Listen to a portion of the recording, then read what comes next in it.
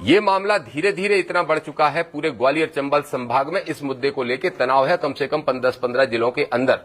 और ऐसी स्थिति बनी है कि जब ग्वालियर में हेडक्वार्टर पे ऐसा उद्यम हो रहा है तो गांव गांव तक इसका असर पहुंच चुका है।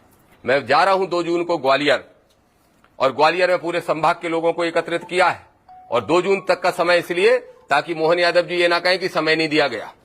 समय दे रहा हूं, तब तक मुख्यमंत्री जी हस्तक्षेप करके या तो मूर्ति की स्थापना कर दें, नहीं तो 2 जून को तारीख घोषित करके आऊंगा।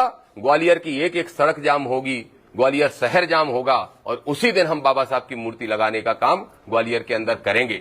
उस कार्यक्रम में मैं राहुल गांधी जी को आमंत्रित करता हूं, आओ संविधान की बात करते हो, पीडीए की बात करते हैं, अखिलेश यादव जी, उनको आमंत्रित करता हूं। और धन्यवाद देता हूं भाई चंद्रशेखर आजाद को, धन्यवाद देता हूं कि उन्होंने खुद ही मुझे फोन करके कहा कि आप एक बार जाके देखो कि वर्ग संघर्ष की स्थिति ना बन पाए। तो इसलिए चंद्रशेखर भाई भी वहां आने वाले हैं, मैं भी 2 तारीख को पहुंचने वाला हूं। मैं राहुल गांधी जी, अखिलेश यादव जी को आमंत्रित करूंगा कि आइए इस मैदान में लड़ाई में लड़िए, और मैं मोहन यादव जी से अपील करूंगा कि इस लड़ाई की आवश्यकता ही ना पड़े छेड़ने की। 2 तारीख तक आपके पास समय है, और अगर 2 तारीख तक नहीं लगाते हैं तो ग्वालियर चंबल का आंदोलन इस मध्य प्रदेश के हर कोने तक होगा। कि ग्वालियर चंबल जो क्षेत्र है, उस क्षेत्र के लोगों का खून थोड़ा गर्म होता है, वहां का पानी, वहां की तासीर थोड़ी अलग है। और जब भी कोई आंदोलन मध्य प्रदेश में बड़ा छिड़ता है, ऐतिहासिक बनता है, तो वो ग्वालियर चंबल क्षेत्र से उसकी शुरुआत होती है। आपको याद होगा 2 अप्रैल को एक घटना हुई थी, कौन से सन में हुई थी, जब एट्रोसिटी एक्ट के विरोध में पूरे देश में आंदोलन हो रहा था, तो ग्वालियर में 2 वर्गों के बीच संघर्ष हो गया था, गोलियां चली थी और लोगों की मृत्यु तक हो गई थी, बहुत सारे लोग मारे गए थे। आज एक ऐसी स्थिति ग्वालियर चंबल क्षेत्र के अंदर बन गई है जिसको राजधानी के अंदर कोई नहीं उठा रहा था। इसलिए मैं आपसे मुखातिब हुआ हूं, क्योंकि मुख्यमंत्री और राज्यपाल को आपके माध्यम से उसकी पूरी जानकारी मिले और ये पता चले कि वो मुद्दा सिर्फ ग्वालियर का नहीं, भोपाल का बन चुका है। ग्वालियर के हाईकोर्ट के अंदर हमारे वकील साथियों ने ये प्रयास किया कि वहां पे भारतीय संविधान के रचयिता बाबा साहब डॉक्टर भीमराव अंबेडकर की मूर्ति की स्थापना की जाए। उन्होंने चीफ जस्टिस को एक आवेदन दिया और चीफ जस्टिस ने उसमें स्वीकृति दी, मध्य प्रदेश की चीफ जस्टिस ने जबलपुर में, कि वहां पे मूर्ति की स्थापना कर दी जाए। उसके बाद वकीलों ने अपने पैसे से पैसा धन इकट्ठा करके वहां पे चबूतरा तैयार कर लिया, स्टैंड बना लिया, और स्टैंड बनाने के बाद जब वो बाबा साहब की मूर्ति भी बनवा ली और मूर्ति जब लेके गए, तो वहां पे कुछ जो आज भी जातिगत मानसिकता की सोच रखते हैं, ऊंच नीच की सोच रखते हैं, उन्होंने बाबा साहब की मूर्ति का विरोध किया और बार एसोसिएशन 2 भाग में बंट गया। उसके बाद जब आजाद समाज पार्टी के भीम आर्मी के कुछ साथी वहां गए, कुछ अंबेडकर साथी गए, तो वो वकील जो कानून पढ़े हैं और कानून की लड़ाई लड़ते हैं, उन्हीं वकीलों ने अंबेडकरवादियों के साथ मारपीट करने का काम किया। ये मामला धीरे धीरे इतना बढ़ चुका है, पूरे ग्वालियर चंबल संभाग में इस मुद्दे को लेकर तनाव है कम से कम 10-15 जिलों के अंदर। और ऐसी स्थिति बनी है कि जब ग्वालियर में हेडक्वार्टर पे ऐसा उद्यम हो रहा है तो गांव गांव तक इसका असर पहुंच चुका है। मैं आपके माध्यम से मुख्यमंत्री जी से और राज्यपाल महोदय से अपील करता हूं कि तत्काल प्रभाव से इसमें हस्तक्षेप करते हुए, कलेक्टर एसपी को निर्देश देते हुए, जो लोग बाबा साहब की मूर्ति लगाने के लिए वहां हमारे साथी प्रयास कर रहे हैं, उनको सहयोग प्रदान करते हुए तत्काल प्रभाव से बाबा साहब की मूर्ति हाईकोर्ट ग्वालियर में स्थापित की जाए और इस विवाद को शांत किया जाए, नहीं तो ये वर्ग संघर्ष के रूप में बदलने वाला है। मैंने खुद मुख्यमंत्री जी को पत्र भी लिखा, राज्यपाल को भी पत्र लिखा और दोनों से मिलने का समय मांगा है। संभवतः कल मिलने भी जाऊंगा और इस विषय की गंभीरता से उनको अवगत कराऊंगा। इसके साथ साथ चीफ जस्टिस ऑफ इंडिया से हमने मांग की है, पत्र लिखकर आग्रह किया है कि पूरे देश के अंदर अगर संविधान से कोर्ट चलता है, कोर्ट हमारे पवित्र ग्रंथों से तो नहीं चलता जिनको हम और आप सब मानते हैं। मैं स्वयं ईश्वरवादी व्यवस्था में विश्वास रखता हूं। भगवान राम, भगवान श्री कृष्ण से लेकर सारे ग्रंथ, जो चाहे गीता हो, चाहे रामायण हो, चाहे कुरान हो, किसी भी धर्म का ग्रंथ हो, हम सब उनका सम्मान करते हैं। लेकिन ग्रंथों से कोर्ट नहीं चलता, संविधान से चलता है। और संविधान लिखने का काम जिस व्यक्ति ने किया है वो बाबा साहब डॉक्टर भीमराव अंबेडकर हैं। इसलिए हमने मांग की है सीजेआई साहब से कि पूरे देश के अंदर हर न्यायालय परिसर में बाबा साहब की मूर्ति लगाने का काम किया जाए। ये विषय है, लेकिन चूंकि विषय वहां गंभीर हो चुका है और बहुत खतरनाक हो चुका है और किसी भी दिन अप्रिय स्थिति बन सकती है, उसमें मुख्यमंत्री को गंभीरता से लेना चाहिए। हल्के में मोहन यादव जी आप मत लो, अगर हल्के में आप लोगे तो ये आंदोलन इतना बड़ा खड़ा होगा कि आपको आपकी कुर्सी बचाना मोहन यादव को मुश्किल पड़ जाएगी। एक बात और विशेष तौर पे कहना चाहता हूं कांग्रेसियों के बारे में। कांग्रेस के छोटे छोटे नेता बयानबाजी कर रहे हैं। बयानबाजी कब कर रहे हैं? जब वहां पे अम्बेडकरवादियों ने आंदोलन शुरू कर दिया तब वो बयानबाजी कर रहे हैं, नहीं नहीं मूर्ति तो लगना चाहिए, मूर्ति तो लगना चाहिए। मेरा एक सवाल है राहुल गांधी जी से, आप नेता प्रतिपक्ष हो और लोकसभा में हर बात पे बाबा साहब डॉक्टर भीमराव अंबेडकर की दुहाई देते हो, संविधान की दुहाई देते हो, सामाजिक न्याय की बात करते हो। आपके राष्ट्रीय अध्यक्ष माननीय खड़गे जी भी हमेशा बाबा साहब की और संविधान की बात करते हैं। आज जब संविधान की रक्षा की आवश्यकता है, आज जब बाबा साहब के सम्मान की आवश्यकता है, तब आप मौन हो। तो क्या आप सिर्फ संविधान की बात, बाबा साहब की बात क्या सिर्फ वोट लेने के लिए करते हो? हाथी के दांत खाने के और दिखाने के और ये कांग्रेस की पोल खुल गई है इस पूरे मूवमेंट से। मैं मांग करूंगा आपके माध्यम से कि राहुल गांधी को यह विषय मालूम है और राहुल गांधी ने परसों ही इस संबंध में किसी से चर्चा की, मैं नाम ऊपर नहीं करना चाहता।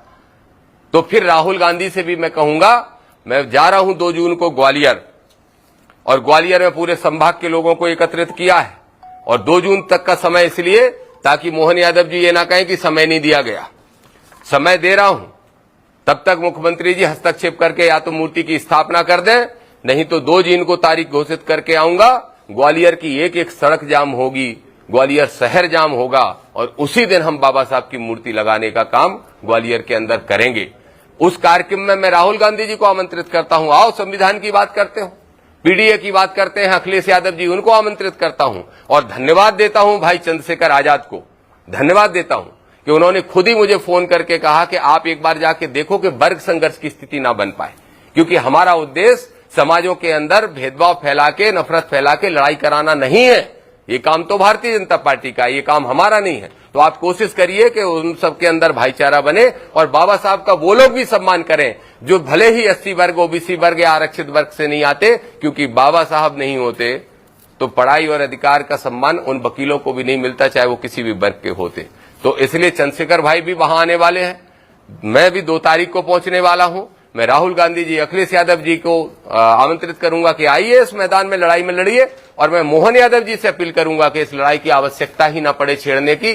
2 तारीख तक आपके पास समय है और अगर 2 तारीख तक नहीं लगाते हैं तो ग्वालियर चंबल का आंदोलन इस मध्य प्रदेश के हर कोने तक होगा और सरकार को उखाड़ फेंकेंगे तो भी कोई बड़ी बात नहीं होगी। इस मुद्दे पे बातचीत करने के लिए आपके बीच में आज मुझे आना पड़ा, नहीं तो मैं अभी 1 साल तक नहीं आने वाला था राजनीतिक क्षेत्र में काम करने के लिए। जब आपकी विचारधारा से और हक अधिकार छिनते दिखते हैं या सामाजिक न्याय की बात आती है तो मेरे जैसा आदमी चुप नहीं बैठ सकता।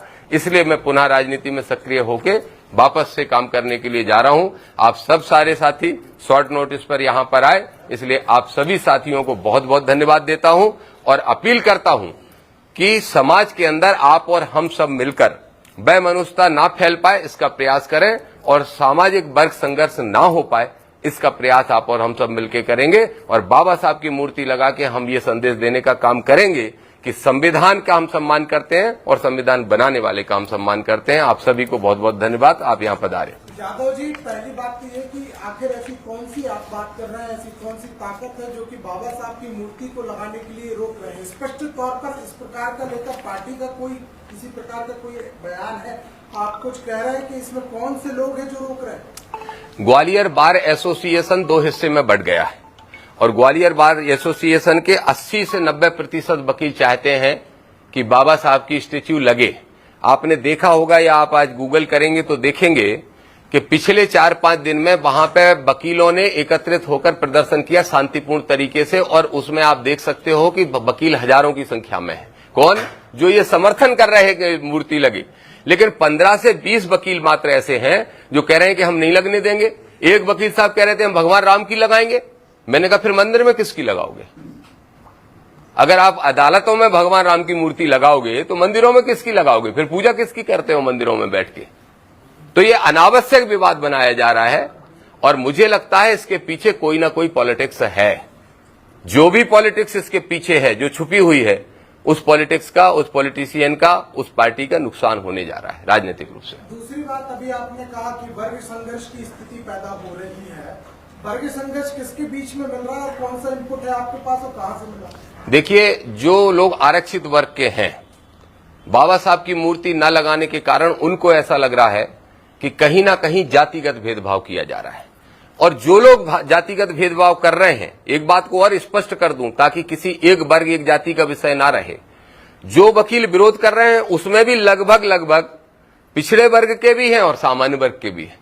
हो सकता है एससी वर्ग के ना हो, उसमें मैं श्योर नहीं हूं। तो मैंने ये अपील भी की है उन पिछड़ा वर्ग के और सामान्य वर्ग के भी वकीलों से कि विरोध किसका कर रहे हो। जिस किताब को पढ़ के आप वकील बने हो और जिस किताब को पढ़ के आप वकालत करके अपने घर की आजीविका चला रहे हो, वो किताब उन्हीं अम्बेडकर साहब ने लिखी जिनकी स्टेच्यू लगाने का विरोध कर रहे हो। ये हमें जानकारी मिली है। मैं चूंकि उसी संभाग का रहने वाला हूं, मैं पिछला विधानसभा लड़ा था, बहुत थोड़े से वोट से हारा हूं, बिना बीजेपी कांग्रेस के लड़ा, आजाद समाज पार्टी से लड़ा, आखिरी के 15 दिन पहले लड़ा, कांग्रेस का प्रदेश उपाध्यक्ष था, पिछड़ा वर्ग का अध्यक्ष था मध्य प्रदेश का, आप सबको मालूम है।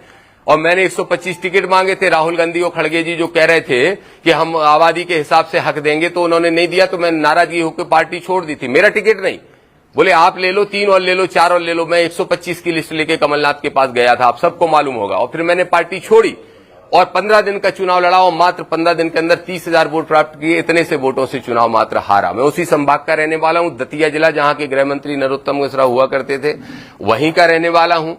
और इसलिए मुझे मालूम है कि वहां वर्ग संघर्ष की स्थिति मोहल्लों में बनने वाली है। ये बहस छिड़ चुकी हर गांव के अंदर। 10 लोग कहते हैं कि नहीं ठीक किया, नहीं लगाने दी अम्बेडकर की मूर्ति, और वहां पे 1100 लोग कहते हैं कि नहीं ये गलत किया, ये ठीक नहीं होगा। तो ऊंची जाति, तथाकथित ऊंची जाति, क्योंकि ऊंची नीची कोई जाति है ही नहीं संविधान लागू होने के बाद। कोई सामंतवादी जो आज भी राजा महाराजा बने फिर रहे हैं, कोई राजा महाराजा नहीं है। मैं एक बात और स्पष्ट कर दूं, राहुल गांधी से एक सवाल और पूछना था, आपने अच्छा याद दिला दिया।